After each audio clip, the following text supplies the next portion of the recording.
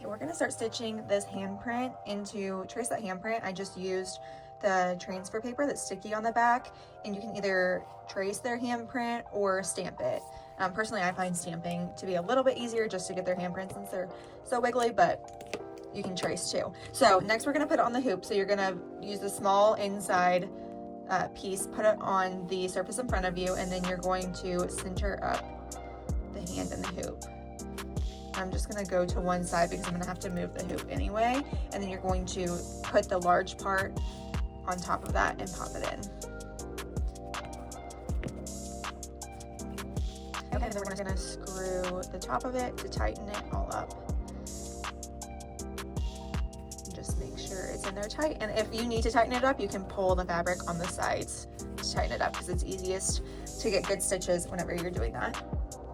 All right, next we're going to get our thread, and I'm just going to get about a ruler length, and then I'm going to tie a knot, and this is going to be the end of the string, and then we are going to thread the needle, and it's easiest to wet the end or cut off the end to make it fresh, because this can be the little bit of the hardest part sometimes. All right, so once you have it threaded, we're gonna leave just a little tail, probably an inch or two.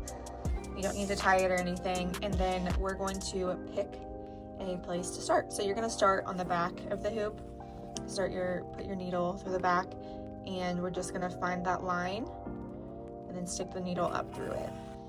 And I'm gonna be doing a back stitch today, so I'm just gonna go about 1 stitch length over, pull all the way through, and then my next stitch, I'm going to go about 1 stitch length over on the back, stick my needle up through that, pull all the way through, and then I'm going to go through that same hole to meet those stitches.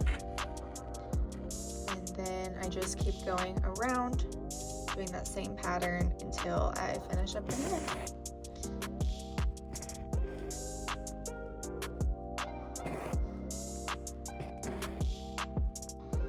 Stitching the handprint, and now I'm going to show you how to tie off the knot, like tie off the back into a knot.